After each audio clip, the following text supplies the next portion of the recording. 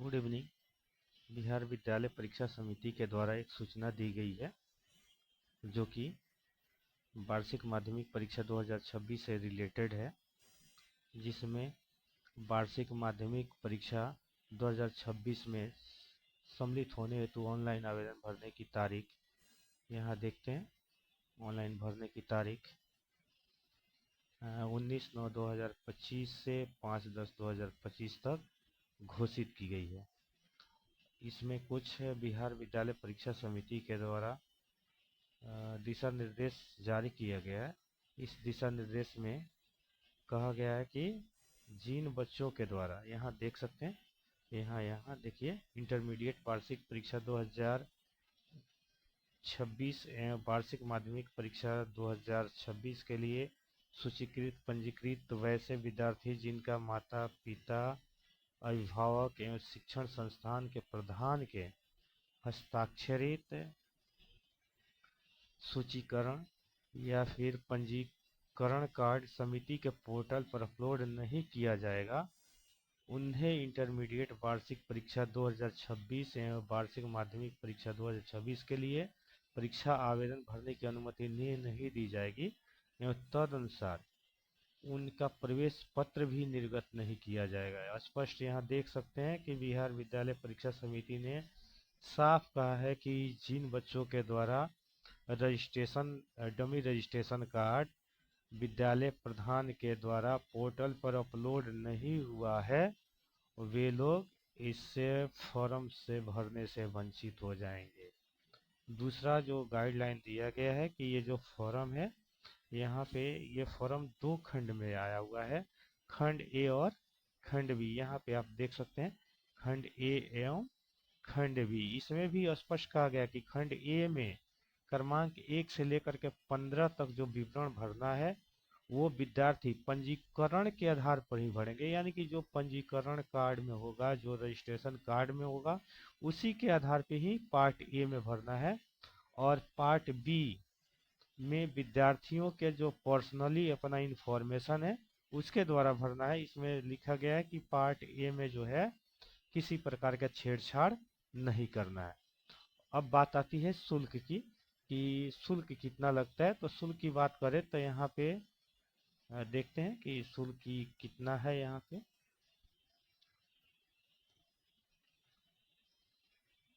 हाँ, यहाँ पे शुल्क है। यहाँ पे कि शुल्क सामान्य कोटि के लिए यहाँ पे देख सकते हैं कि शुल्क यहाँ पे सामान्य कोटि के लिए 1010 रुपया है, जबकि आरक्षण कोटि के लिए 895 रुपये। आरक्षण कोटि में आपका SC आ जाएगा, ST आएगा, EBC आएगा, उन लोग को 895 रुपया ही मात्र देना है और फिर अपना आवेदन पत्र भर देना है। फिर बात यहाँ करते हैं कि जो पूर्ववर्ती छात्र है, यहाँ पे देख सकते हैं, यहाँ देखिए 3 नंबर में, 3 नंबर में यहाँ कि जो पूर्ववर्ती छात्र है, अनुत्तीर्ण है, उनके लिए जो शुल्क लगता है, तो यहाँ देख सकते हैं कि कंपार्टमेंटल परीक्षार्थियों को औपबंधिक प्रमाण पत्र शुल्क यहाँ पे देखिए 110 रुपया, विज्ञान आंतरिक शुल्क 55 रुपया और व्यवहारिक परीक्षा शुल्क ये 30 रुपया नहीं देना है। यानी कि सीधी सीधी कहें कि 195 रुपया ये जो कंपार्टमेंटल एग्जाम देने वाले हैं विद्यार्थी, उनको 195 रुपया नहीं देना है। यानी कि 1010 में से 115 रुपया घट जाएगा, सॉरी 195 रुपया घट जाएगा, यानी कि 815 रुपया केवल दे देना है, आ जाएगा। अब बात करते हैं कि जब फॉर्म भरा जाता है उस समय फोटो जो लगता है, फोटो अपलोड करने की बात आती है। तो उस समय दिया गया है कि फोटो अपलोड करने के लिए 400 से 500 KB के बीच में जो फोटो होगा वो होगा। और वो भी फोटो, हाँ, विशेषकर आप लोग को ज़्यादा करके इस पर ध्यान देने की ज़रूरत है कि उसका जो बैकग्राउंड होना चाहिए प्लेन वाइट होना चाहिए या फिर हल्का हरे रंग के होना चाहिए। इस पे आप लोग ध्यान दीजिएगा फोटो बनवाने के क्रम में कि उसका बैकग्राउंड जो होगा वो हल्का हरा रंग के हो या फिर वाइट रंग का हो। इस पे ज़्यादा ध्यान देने की ज़रूरत है फोटो पे। और फिर बात आता है यहाँ के कि जो हस्ताक्षर होता है, जो हम लोग फॉर्म पे हस्ताक्षर करते हैं जो बच्चे, तो ये फॉर्म पे जो हस्ताक्षर होता है वो अपलोड होता है कंप्यूटर से। तो ये अपलोड करने के क्रम में दिया गया है कि 5 से 20 केबी से इसका अधिक नहीं होना चाहिए। अगर 5 से 20 केबी से अधिक अगर होगा तो फिर वहाँ समस्याएं आती है। अब यहाँ जो पार्ट ए और पार्ट बी जो फॉर्म दिया गया है उस पे हम देखते हैं कि पार्ट ए में क्या क्या भरना है और पार्ट बी में क्या क्या भरना है फॉर्म पे। तो यहाँ पे हम देखते हैं पार्ट ए का जो फॉर्म है यहाँ सामने है पार्ट ए में। तो यहाँ देखते हैं ये सारा चीज रजिस्ट्रेशन में जो ऑलरेडी लिखा होगा, रजिस्ट्रेशन नंबर लिखा होगा, ईयर लिखा होगा। ये बीएसबी यूनिक आईडी जो दिया गया है ये बिहार बोर्ड के द्वारा आईडी प्राप्त आगे होता की है। बात ये करें आपको कुछ नहीं तो करना इसमें है। सबसे पहले जो भरना है रजिस्ट्रेशन नंबर यहाँ दिखाते हैं। यहाँ पे रजिस्ट्रेशन नंबर और ईयर ये बिहार बोर्ड के द्वारा प्राप्त की जाएगी।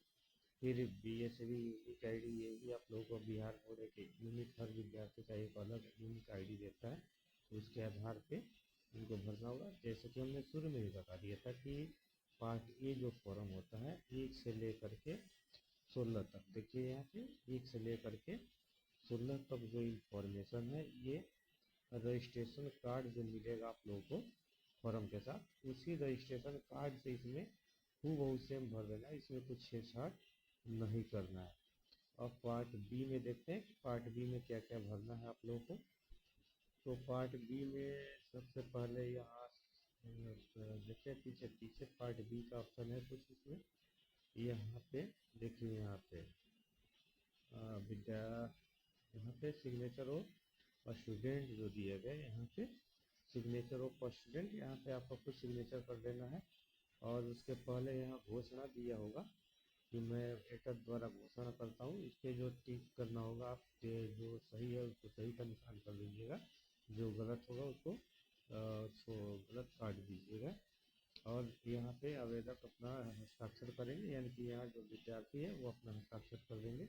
अब ये यहीं से कॉलम 17 से जो होगा वो पार्ट बी का स्टार्ट होता है, जो कि इसमें लिखा हुआ है कि area where the institution is situated, मतलब वो ग्रामीण एरिया में आपका विद्यालय है कि शहरी इलाका में, ये भर देना है इसमें। फिर आपका है सब डिवीज़न, यहाँ भर देना है कि आप कौन से अनुमंडल के अंतर्गत वो विद्यालय आता है या फिर आप कौन सा अनुमंडल में है। आपका मोबाइल नंबर भरना है, यहाँ पे देखिए यहाँ मोबाइल नंबर भरना है, आपका ईमेल आईडी भरना है। यहाँ स्टूडेंट्स नेम इन हिंदी, यहाँ हिंदी में अपना नाम लिख देना है। यहाँ मदर्स नेम, यहाँ माँ का नाम हिंदी में लिख देना है। यहाँ पिताजी का हिंदी में नाम लिख देना है। अब फिर इधर देखते हैं नेक्स्ट जो पार्ट दिया गया है इधर वाला। तो इस पार्ट में देखते हैं कि क्या क्या भरना है। तो इस पार्ट में आपका एड्रेस डाल देना है, जहाँ आपका घर है वो डाल देना है, आप मैरिड है कि अनमैरिड है वो लिखना है। फिर बैंक अकाउंट नंबर है, आईएफएससी कोड नंबर है। फिर आपका बैंक ब्रांच नेम है। फिर आपका दो पहचान चिन्ह पूछता है जो जिससे कि आपकी पहचान हो सके कि आप वही स्टूडेंट है या फिर कोई और है। फिर यहाँ मीडियम पूछ रहा है कि आप कौन सा लैंग्वेज में एग्ज़ाम देना चाहते हैं, हिंदी में देना चाहते हैं तो हिंदी, इंग्लिश में देना चाहते हैं तो इंग्लिश में टिक कर सकते हैं। फिर आता है अब पूर्ववर्ती छात्रों के लिए कुछ दिशा निर्देश है, जैसे कि यहाँ पूर्ववर्ती छात्र के लिए यहाँ रोल कोड दिया गया है, रोल नंबर दिया गया है।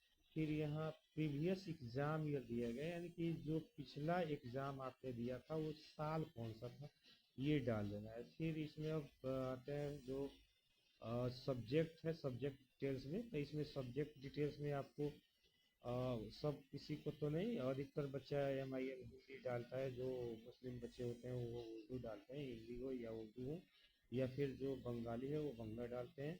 मैथिली भी भाषा है, ये अपना चॉइस के हिसाब से लोग डालते हैं। फर्स्ट लैंग्वेज भाषा होता है।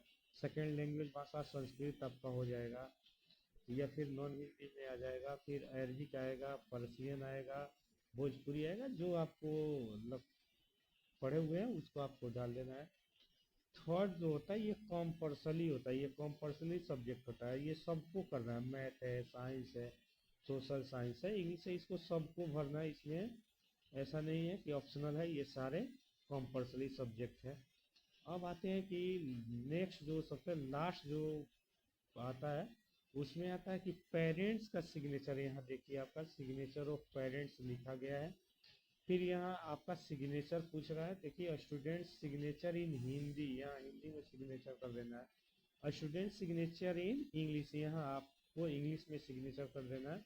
और फिर ये नीचे देखिए आपके स्कूल का जो प्रधान है वो अपना साइन करके और फिर आपका जो फॉर्म होगा उसको अपलोड कर देंगे और फिर इस तरह से आपका फॉर्म फिलअप हो जाएगा। आशा करता हूँ कि आप लोग समझ गए होंगे कि कैसे फॉर्म भरना है, क्या करना है।